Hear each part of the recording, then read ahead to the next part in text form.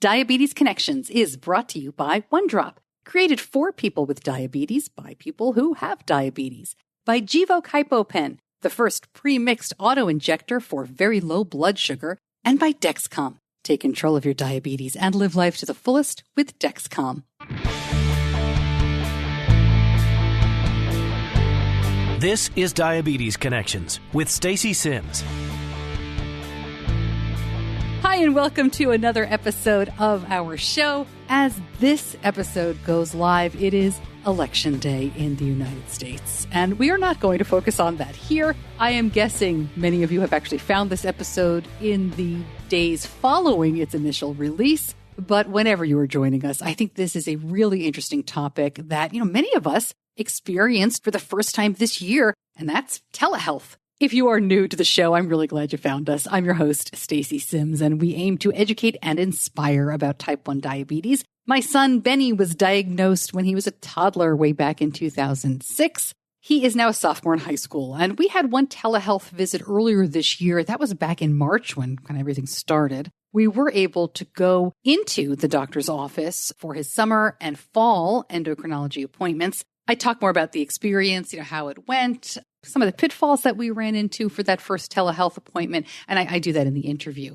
Just a heads up, this will be a shorter than usual episode. It is just the interview. We will have a regular episode with our segments, with Tell Me Something Good, and all of that later this week.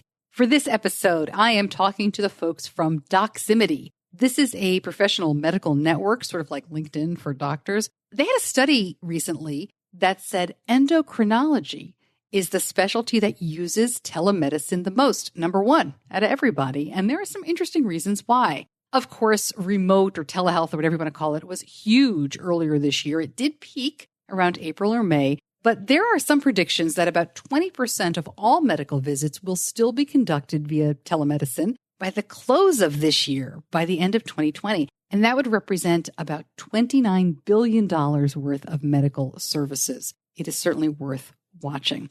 So why endocrinology? What does this mean going forward? And why do doctors' offices still use fax machines? Those are some of the questions I asked Dr. Pete Alperin, who joined us from Doximity. Dr. Alperin, thank you so much for joining me. I appreciate you spending some time with us today. Thanks. Thank you so much for having me. I'm looking forward to it. So a lot to unpack here with this study and why endocrinology. But let me just back up first and ask you, what is Doximity? What do you all do? So Doximity is the largest online network of health professionals in the United States. And I think a great way to think about us is we're like a LinkedIn for healthcare professionals. We started off primarily with physicians, but we've expanded to include nurse practitioners, PAs, and a variety of other healthcare professionals that range the gamut from, optometrists, et cetera, to physical therapists and pharmacists and the like. We have over 70% of United States physicians have joined our network, and we have over 1.2 million members overall. And when I say it's like LinkedIn, you can think of it as LinkedIn, but tailored towards the healthcare professional. So we have a lot of features that are very specific to the needs of the people who work in the medical field. So we have HIPAA compliant communication, including faxing. We have our Doximity dialer video and audio products, which allow physicians to communicate easily, securely, and reliably with their patients. And then doctors can connect with each other, much like you would on other social sites, and earn free continuing medical education, and then keep up on the latest medical news. And we have a news feed, which is one of the biggest features on our site that allows healthcare professionals to keep up on the latest and greatest in their particular fields, as well as just general information about the healthcare profession. So one of the things that you've done with Doximity this year is, well, I assume you do this every year, is a state report, right? The 2020 state report, and this is the state of telemedicine. I'm just curious, do you do that every year?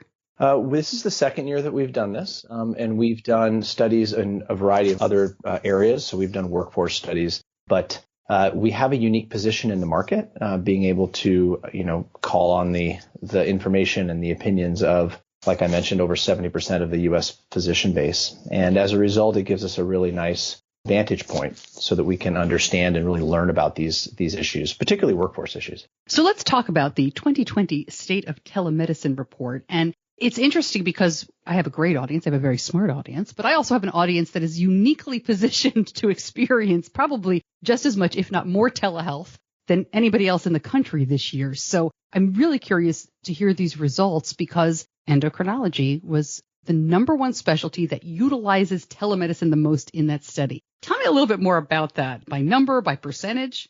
So it's by percentage. It probably isn't, it wouldn't be by numbers, mainly because there just aren't enough endocrinologists to make that a possibility. Sure. But the situation is that we surveyed, 2,000 of our physicians on our user base and asked them a variety of different questions. And one of the things, as you noted, that became clear was that endocrinology was one of the top professions. It was the top profession in terms of utilizing telehealth. And that isn't surprising, mainly because endocrinologists take care of patients with diabetes as well as other, obviously, endocrine disorders. But it's a very chronic disease heavy specialty. And chronic disease is uniquely amenable to the telehealth platform because patients with chronic disease need to be seen by their healthcare professionals on a longitudinal basis, for many years, forever. And it is something where you can have many light touches so that you can have a dietitian who might touch the patient, the physician, diabetes education, and, runs the gamut. And as a result, because endocrinologists obviously specialize and have more diabetes patients than the average doctor, it stands to reason that they would be the specialty that has been utilizing this the most. We have also noticed in our study, and you may have noticed this, that chronic care visits were completed at a higher percentage on telehealth than other regular type visits, more acute care. I'm curious, in the study, do you talk about quality of these meetings? Because we've had telehealth this year. My son sees an endocrinologist every quarter. We sometimes stretch it out, but we see every quarter. And we did one visit during this time that was remote, and it went fine. I had a little bit of, we had a few issues just getting some reports, but it was fine. Did you talk about quality at all? So the study didn't really dive into that. I can tell you from personal experience that you do need to learn how to do a telehealth visit.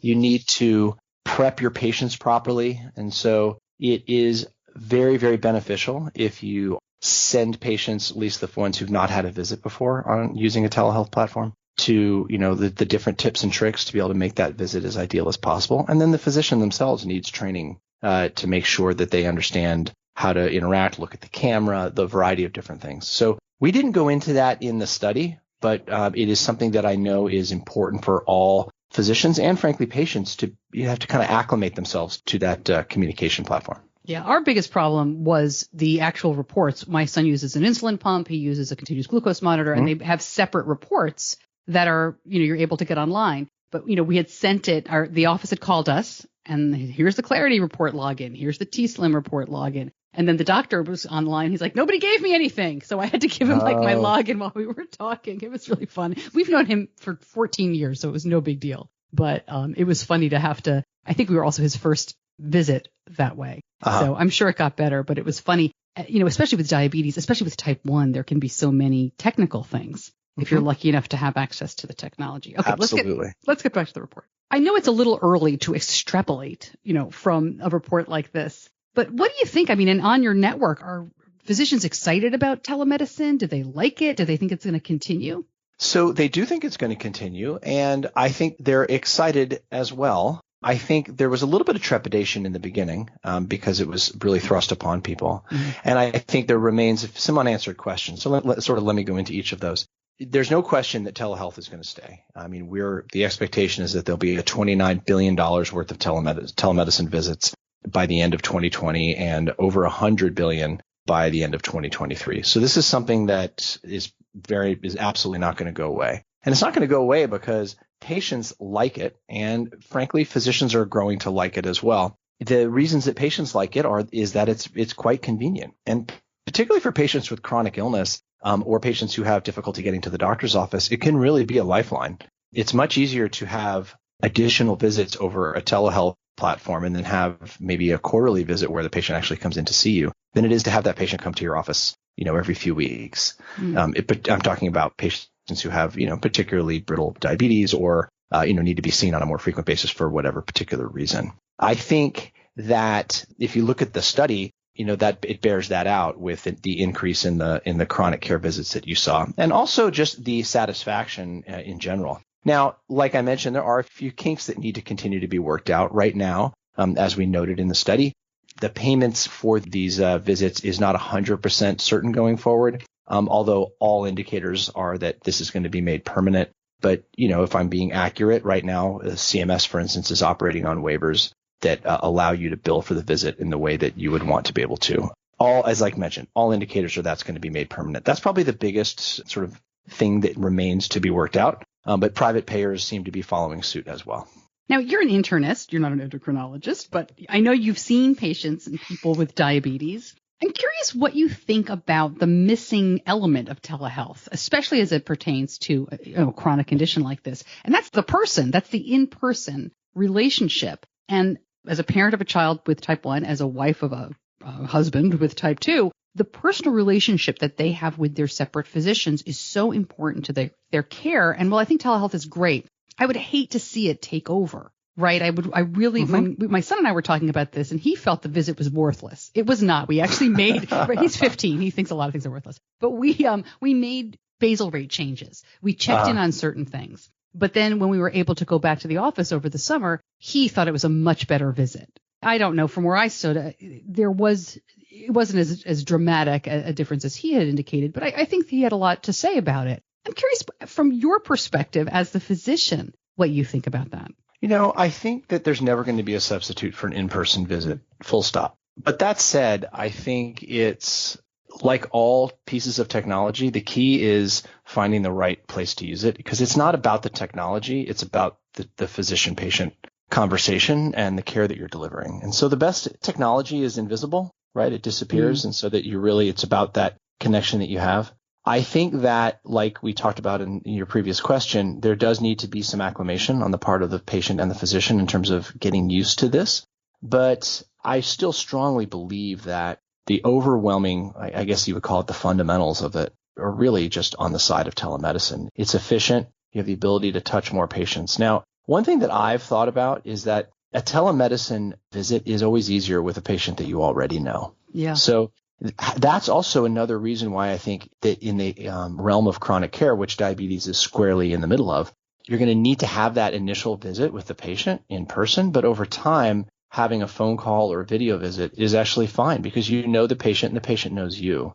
It is a little trickier for an acute care visit. It's just a little bit, the physical exam is a little bit more difficult. Obviously, and in patients with chronic disease, you don't need to do a full physical exam with every single visit. It really, it obviously depends on why they're there and what their particular symptoms are. So I do agree that the inpatient visit will never go away, and frankly is probably a more satisfying visit because I think humans are social creatures and they really like that connection. But that doesn't mean that the telemedicine is somehow inferior, and it doesn't mean that at all. And it also doesn't mean that it's not going to stay. It's just going to have to be used in the right circumstance. Yeah. I hope they keep it in our local office. I think we could see switching our 4 yearly visits to 2 in person and 2 via computer. It was just, it's also a 45-minute drive. And that is a nice thing to avoid. Park, and you have to go in there. And then obviously in a time of a pandemic, you are running the risk of an infection of other people. And obviously patients with diabetes, many of whom are older, run the risk of getting that infection or at a higher risk of COVID and the whole 9 yards. And the other thing is that, even when the pandemic is ending, let's fast forward, a couple years, I still think it's going to be very beneficial for patients, particularly patients who don't have, the means to come to the office that easily. Right. So it's important to consider that as well. I'm curious, too. One of the things that our doctor talked about was trying, and this was way at the beginning, he was trying to figure out how to help patients do the kind of physical exam that he does in the office. In other words, looking at fingertips to make sure that, they're not poking the same finger or the fingers are doing okay for blood sugar checks, checking the sites where a pump inset would go, and teaching patients how to kind of do a self-check, which a lot of people have never thought to do with diabetes. I haven't checked in with him because, as I said, we went back in person, and I know they're doing in-person visits now. But I'm curious if things like that have come up, maybe even in other practices, in some of the chats and conversations that you've seen. Yeah, I mean, both personal experience and then, being at Doximity, I have a unique vantage point on the conversations that occur on our newsfeed. where you'll see the chatter back and forth about a particular article. The answer is there are a great many things that you can do to help with the physical exam. And this gets back to, again, having the patient be properly prepped, if you will, for that visit so that they're in a comfortable seat, so that there's good lighting, that they have loose-fitting clothing, that they're aware of the things that you might do so that they have also, the proper undergarments, so depending upon what the physical exam might be. But there are certain things you can't do. It's very difficult to palpate and do an abdominal exam over the phone.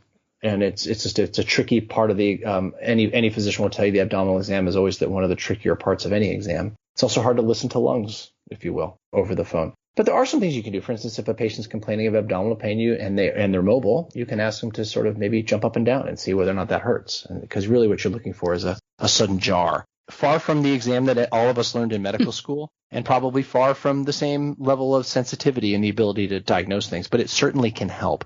But that's where the importance of triage comes in, and that's why having a front office that can understand when a patient needs to come into the office versus not come into the office is important. And look, I've converted telehealth exams to in-person ones where I've said at the end of the conversation, this was great, but I think I still need to learn more. Why don't you call the office and find out if there's a time you can come in the next week, and that kind of thing. It is being taken up by physicians of all ages. And I think that was a really interesting finding that, typically technology is always adopted more quickly among younger people, just across the board. Here's a case where that's not true, where it's physicians in their 40s and 50s who are actually taking to telemedicine more quickly than physicians in their 30s. And one of the reasons that we think that that's true is that physicians in their 40s and 50s are the busy physicians. They're the ones who see I hesitate to say those salad years of their life where they're raising families and they have, mortgage payments and the like.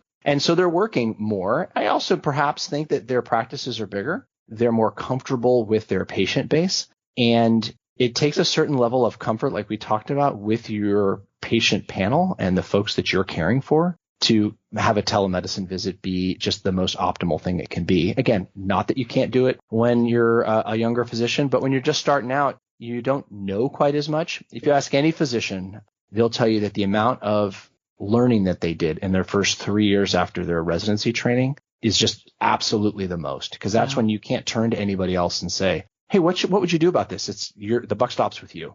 And so you learn a tremendous amount when that happens. You heard me laugh a little bit because when you said older physicians, I was expecting you to say physicians in their 60s, perhaps even into their 70s. I did not expect you to say physicians in their 40s and 50s. I know. We're there now. It's a good point.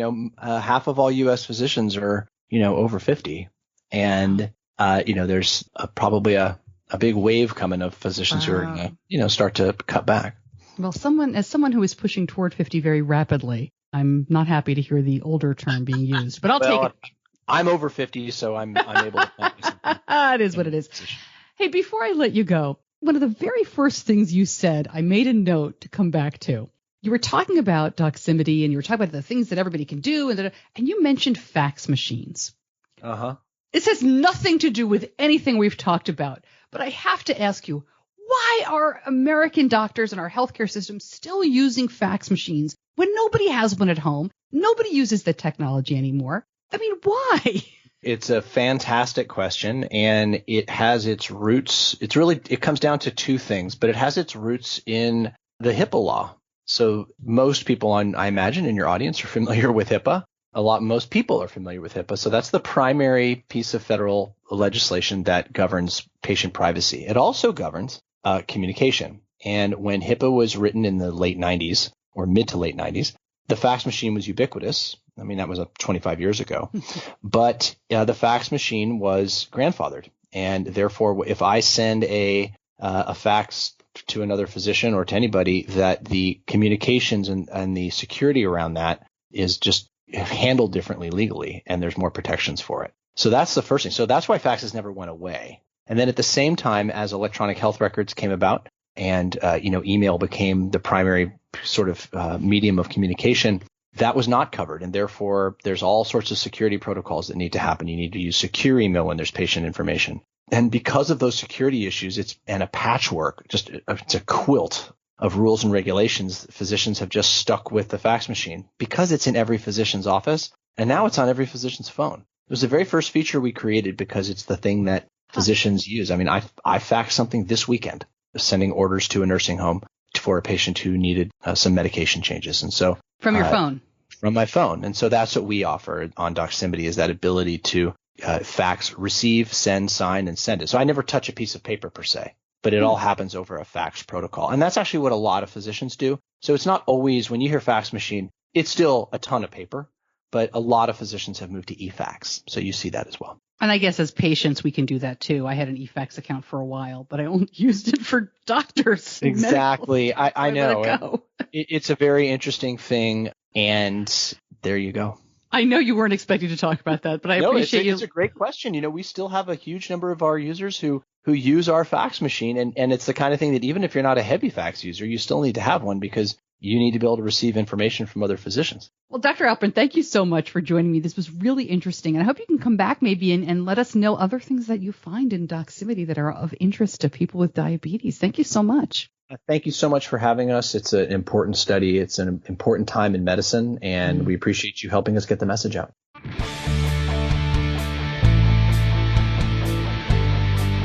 You're listening to Diabetes Connections with Stacey Simms. You can read that study from Doximity and some other information. I will link it all up on the episode homepage as usual at diabetes-connections.com. There's always a transcript for every episode in 2020, and we're starting to go back and fill those in for previous years as well. I'm asking in the Facebook group if you went to a telehealth or a remote visit this year, and if so, would you do it again? I definitely would. As you heard me say, Benny wasn't crazy about it. That's because he's driving now. He likes to drive down to the office. He likes to see and be seen, and he has a great relationship with our endo. But I really think if we can get away with it, we have to see the endo 4 times a year, although I stretch it out probably like most of you. So it's really 3 times a year. Just, you know you can work that calendar. But I think we could probably get away with 1 or 2 remotely. And with Dexcom, I don't need an A1C from him all the time. You can see the estimate, but we'll see how it goes. Love to know what you think. Thank you to my editor, John Buchanan from Audio Editing Solutions. Thank you for listening. We will be back in just a couple of days with a regular length episode with all of the segments. I am doing a bit of a state of the state with JDRF, with Aaron Kowalski, who is the CEO of JDRF. Wanted to get his take on this really unusual year, what research is going to be stopped or held up, or if everything's going to progress. Nothing is as normal with JDRF or anything else. And it was really interesting to talk to him and also let him respond to some of the criticism from the community that JDRF has been hearing recently.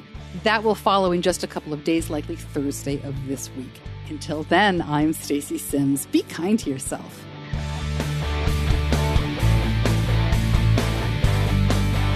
Diabetes Connections is a production of Stacey Simms Media. All rights reserved, all wrongs avenged.